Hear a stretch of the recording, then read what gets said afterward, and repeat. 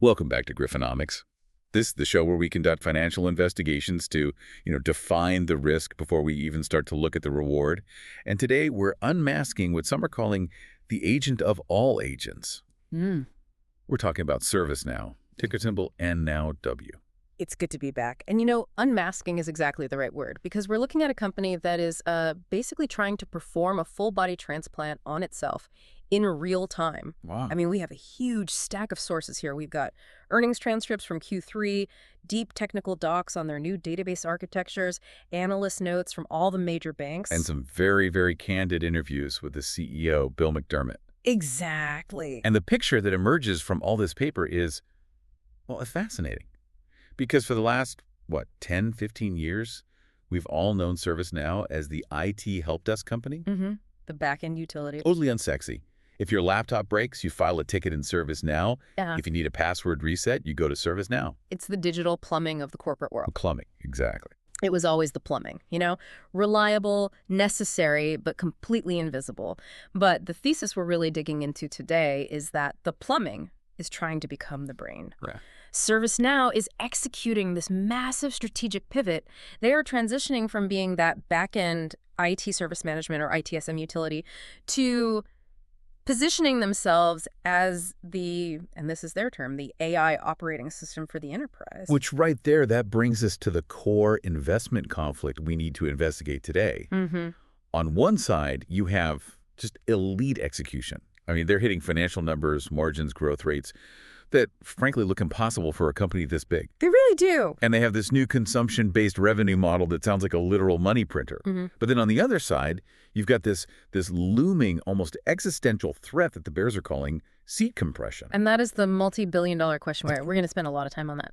The basic logic is this. If ServiceNow's AI is as good as they claim it is, and it starts replacing human workers, which, let's be clear, is the explicit promise of the technology. Then who's left to buy the licenses? Who sits in the seats? Exactly. If you fire the humans, do you accidentally kill your own golden goose, your own revenue stream? The stakes here are just incredibly high. This isn't just, a software update v2.0. Not at all. This is a direct bid to join the absolute elite tier of tech giants. And CEO Bill McDermott has been very, very clear about his ambition. He's chasing dreams that start with a T for trillion, not a B for billion. He wants to hit $30 billion in revenue. He wants to be the defining enterprise software company of this century. So to figure out if that's just, delusional grandeur or an actual concrete roadmap. We have to look at the story they're telling, the narrative they're building. And it all starts with this concept of the Super 8. Okay, let's unpack that. The Super 8. Because everyone knows the Magnificent 7, Apple, Microsoft, NVIDIA, Amazon, Google, Meta, Tesla. The kings of the market. They drive the whole S&P 500. And here comes Bill McDermott saying, hey, move over, make some room. It's the Super 8 now, and we're the 8th member. It is a fascinating piece of narrative construction. I mean, it's brilliant marketing. And if you know McDermott's history, it's part salesmanship for sure. But there's a real structural argument underneath all that marketing. Okay, what is it? His thesis is that, yes, the Magnificent 7 are indispensable. You have the chip makers, like NVIDIA, providing the raw silicon brain power. Right. You have the hyperscalers Azure, AWS, providing the cloud infrastructure. You've got the app layers, like Microsoft, for all the productivity tools. So Microsoft gives you the word doc, and NVIDIA gives you the GPU to run the large language model. Precisely. But ServiceNow's claim is that they are the only company that integrates all of that into a single cohesive architecture for execution.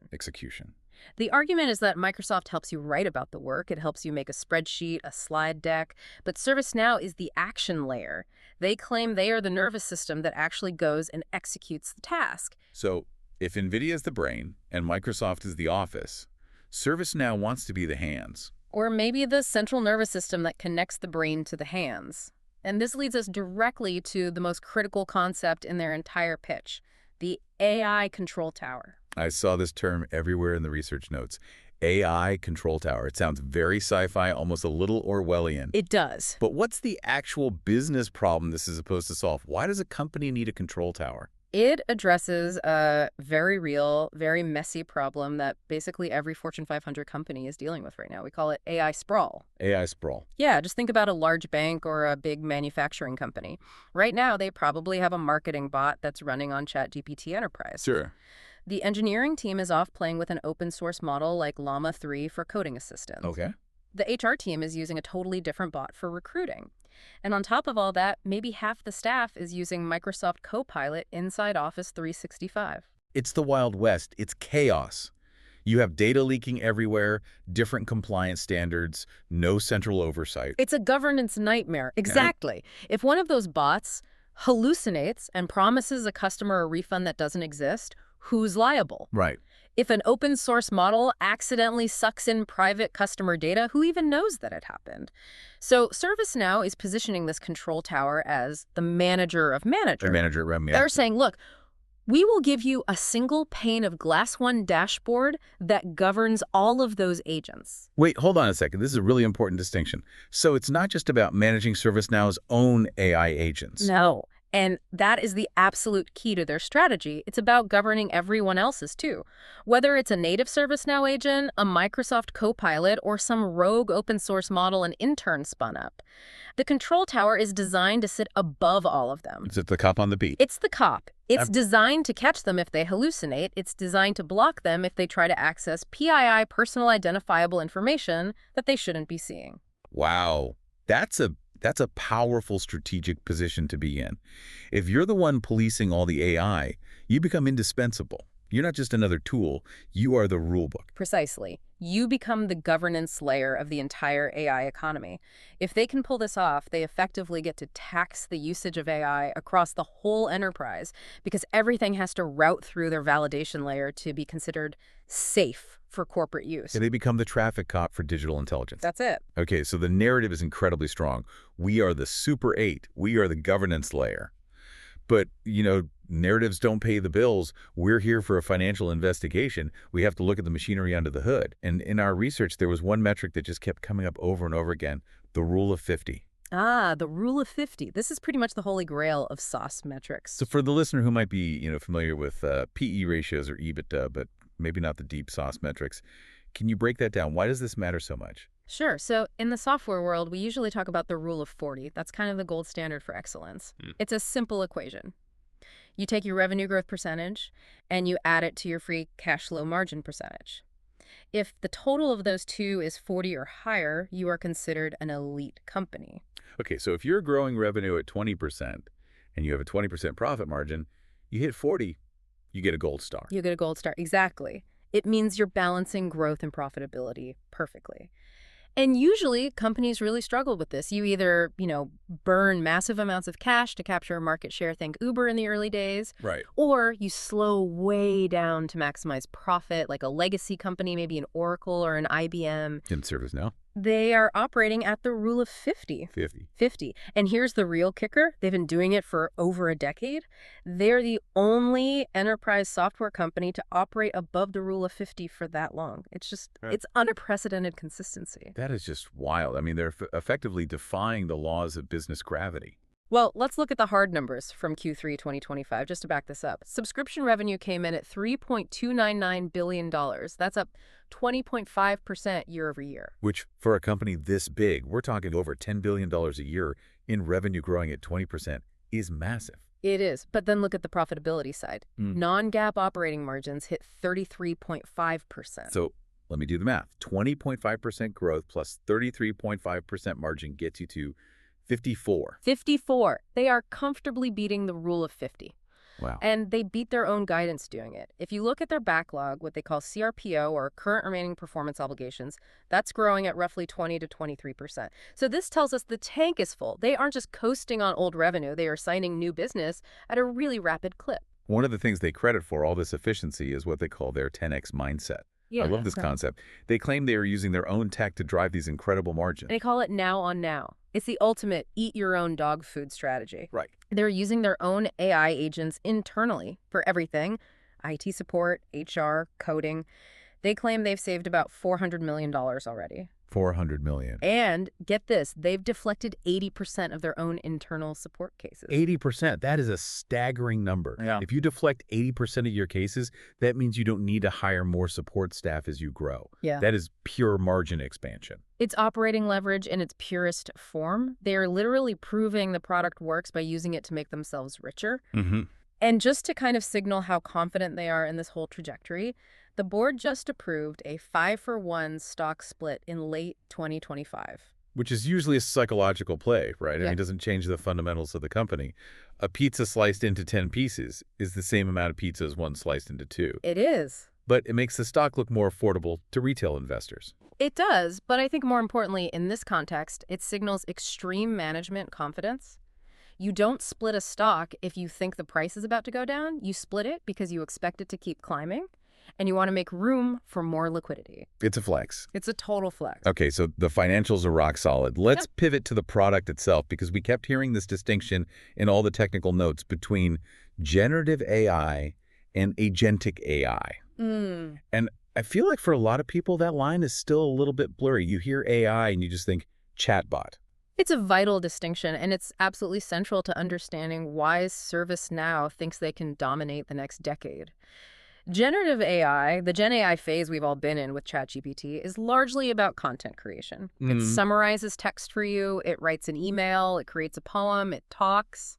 Okay, so it's a conversationalist, a really smart librarian who can read every book in the world and then summarize it for you. Exactly. But Agentic AI does. It does. It executes work. It doesn't just tell you how to solve a problem. It connects to other systems and it goes and solves it.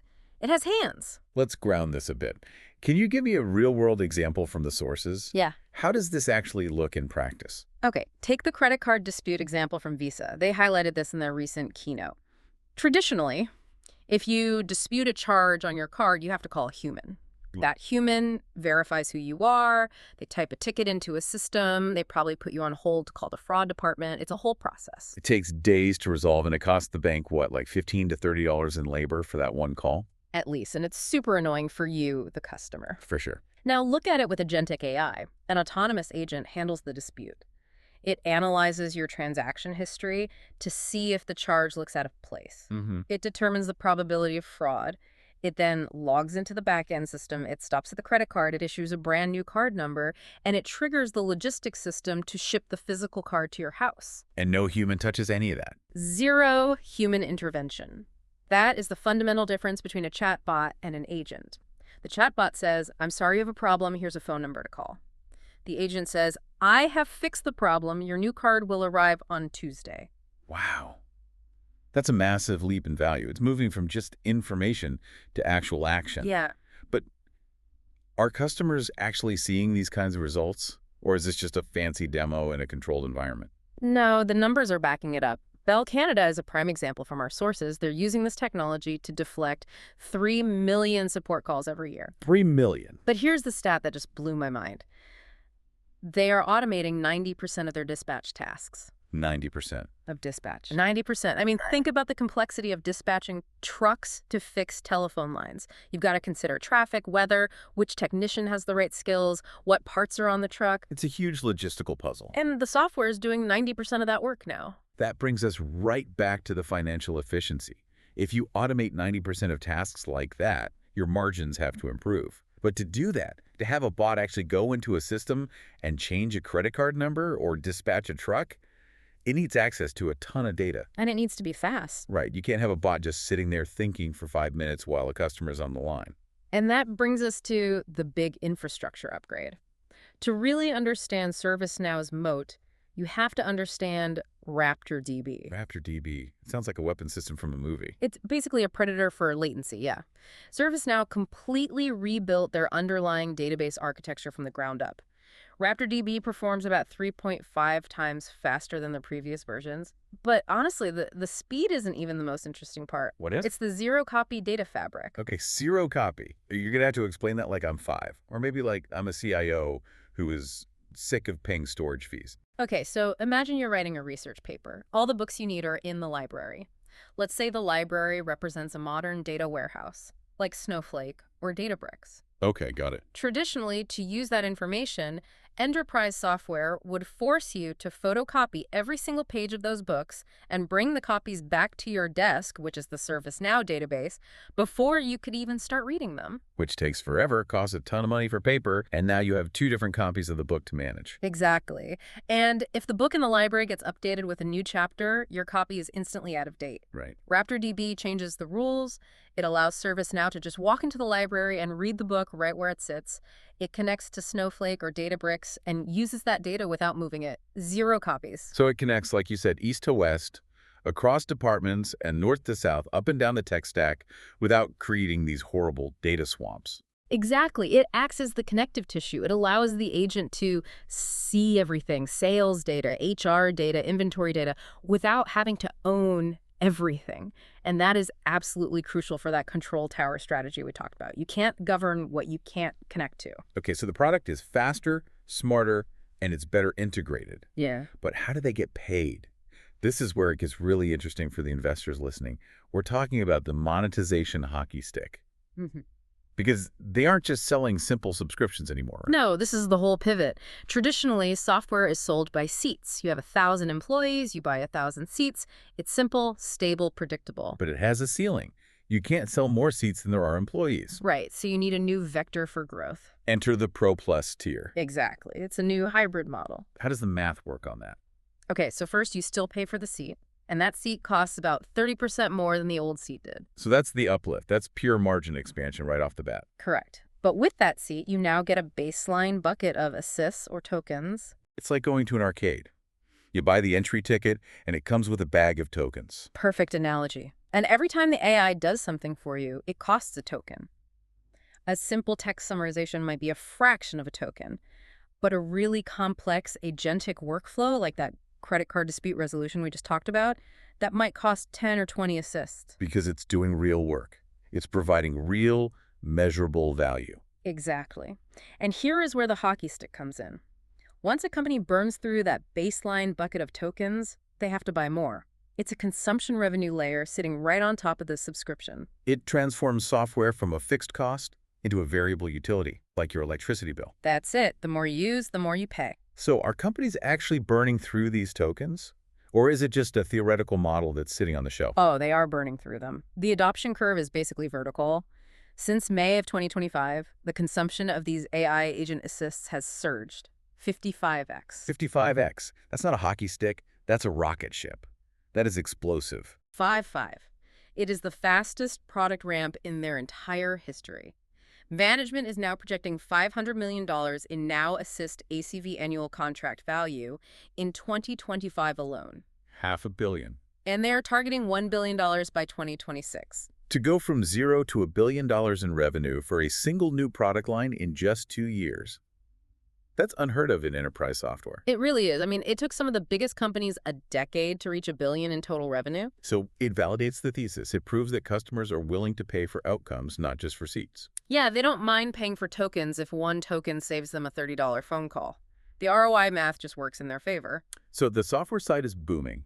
The new revenue model is clearly working. The database is faster. But then they did something that made a lot of people on Wall Street scratch their heads. They went out and spent nearly $8 billion in cash to buy a company called Armis. The cybersecurity shield? Yes, this was the moment where the room kind of went quiet. $7.75 billion cash. For a company that, let's be honest, most people had never even heard of. And the valuation multiple was it was in nosebleed territory. We're talking 23x ARR annual recurring revenue. Okay, for context, most healthy SaaS companies trade at maybe 8x or 10x sales. 23 times it's beyond aggressive. It's like buying a house for double the market value just because you really, really like the view. It's pricing for absolute perfection. Yeah. And some analysts immediately called it growth at all costs. Oh, yeah. The notes came out saying, ServiceNow is panicking. They're buying revenue because they think organic growth is slowing. They're going to destroy their margins. So why do it? You don't spend $8 billion on a whim. Yep. What was the strategic rationale that could possibly justify that kind of premium? It goes right back to the control tower. ServiceNow handles IT software, tickets, digital workflows, but they had a massive blind spot. They couldn't see OT operational technology, and they couldn't see the billions of IoT or Internet of Things devices. We should probably define OT. What exactly are we talking about here? We're talking about the physical layer of the enterprise. factory robots, MRI machines in a hospital, smart grids for a utility company, HVAC systems in a data center. So the things that can actually cause real-world harm if they go wrong. Correct. If your laptop crashes, it's annoying. If the cooling system in a nuclear plant fails, or if a connected insulin pump gets hacked, that is catastrophic. Right.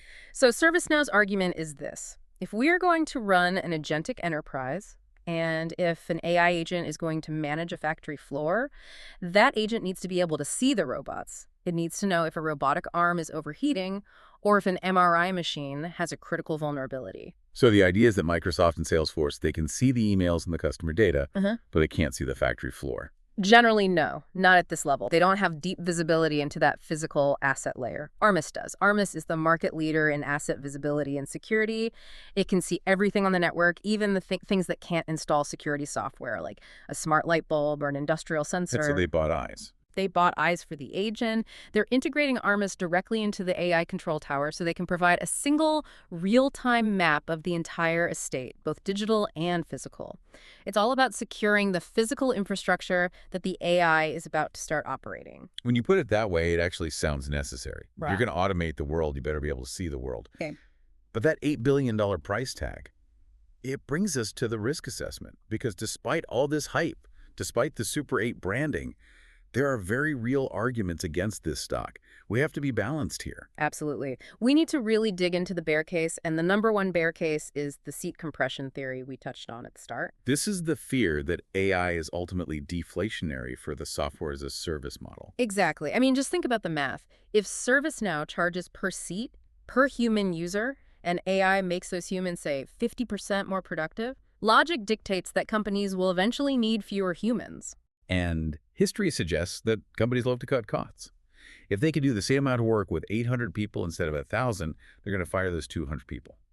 Right. So if a company fires 20% of its workforce because the AI is doing the work, that's 20% fewer ServiceNow licenses they need to buy next year. The bear argument is essentially, you are selling the very tool that will destroy your own user base. It's like a tobacco company selling a cure for smoking. And even with that price uplift, the 30% increase for the Pro Plus tier, if the total volume of seats drops far enough, the revenue math just turns negative. Correct. The bears are asking, are companies really going to be willing to pay a massive premium for Pro Plus if they are, at the same time, trying to aggressively cut costs? Right. And then on top of that, you have the M&A risk. Integrating Armis is going to be incredibly complex. Big acquisitions have a long history of failing due to culture clashes or a loss of focus. It's the classic winner's curse. Okay, that's a pretty scary picture. A shrinking user base and a bloated, risky acquisition. Now, give me the bull case. How do the bulls counter that seat compression argument? Their defense is two words: consumption offset. The tokens again. It all comes back to the tokens. Management argues that, yes, maybe headcount does flatline, maybe it even shrinks a little bit, but the volume of work done by the AI agents will absolutely explode. Okay. Think about the credit card example again. A human agent can maybe handle 50 disputes in a day. An AI agent can handle 50,000. An agentic workflow requires 10 to 12 times the volume of API calls and assists compared to a human just clicking a mouse.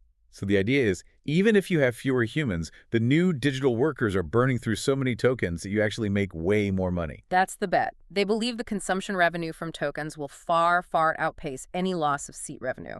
They're essentially betting on Jevons paradox, that as you make the consumption of a resource, in this case work, more efficient, the total demand for that resource actually increases. Right. If resolving a customer dispute becomes cheap and instant, companies will just do more of it. They'll start proactively solving problems they used to ignore because it was too expensive. Exactly. And what about retention? Because if people start leaving the platform, this whole model just crumbles. Retention is their fortress. Their renewal rates are 97%. 97%. And if you exclude a specific U.S. federal agency closure that happened recently, which was a one-off event, it's 98%. 98% retention. That basically means nobody ever leaves. It's just too painful to rip out ServiceNow. Once it's your system of action, it's wired into HR, into IT, into customer service, and now with Armis, into your physical security. You can't just switch it off. It's not like switching a chat app. It's like trying to replace the electricity wiring in your house while all the lights are still on. So the bulls basically say, we have a captive audience, and we are methodically moving them to a higher value, higher volume consumption model. That's it in a nutshell. High retention plus exploding consumption equals a justified premium valuation. So let's bring this all together for our final verdict. We're calling this phase of the company the extraction era. I think that's the perfect term for it. ServiceNow isn't just selling a productivity tool anymore. They are positioning themselves to extract a small amount of value from every single automated workflow in the Global 2000. It's like they're building a toll road for AI. That's exactly what it is. If they succeed in becoming the governance layer, the control tower, then every time an AI does a piece of work, ServiceNow collects a poll. And it doesn't even matter if that AI was built by Microsoft or some intern in the basement. If it passes through the control tower, ServiceNow gets paid. And looking at their 10x mindset, can they actually scale to that huge $30 billion number that McDermott talks about? Well, the current trajectory suggests yes. They're already projecting around $15.7 billion by 2026. And what's just incredible is that despite spending all that cash on Armis, they actually raised their guidance on margins. Which is just, it's incredibly cocky. It's extremely confident. They are literally banking on their own AI efficiencies to pay for the acquisition. They're basically saying, we will automate our own company so well that we can afford to buy an $8 billion company and still increase our profit margins. That is a flex. It is a massive flex. So the bottom line here. I think the core conflict remains what we said at the top, seat loss versus token gain. We're still in the very early innings of this transition. But if that hockey stick in assists continues, if we see another 55x jump or even a 10x jump in consumption, then the premium valuation is absolutely justified. They are, right now, performing like a stable utility, but with the growth of a hyper-growth startup. It's a fascinating pivot. They are trying to become the literal central nervous system of the corporate world. And that, I think, raises one final provocative thought for everyone listening. I hear it. If ServiceNow actually succeeds, if they become this AI control tower that governs all the agents, all the data, and all the physical assets, who is actually running the enterprise? We are moving into an era where the software makes the decisions. It decides if a transaction is fraud. It decides if a server needs to be shut down. It decides who gets hired or fired based on performance data. So is the CEO really running the company anymore, or is it the control tower? That is something to chew on. If the software sets the rules, enforces the compliance, and executes all the work, the software becomes the strategy. Indeed. We might be looking at the very first self-driving enterprises. Well, on that slightly terrifying note, I think we're going to wrap it up.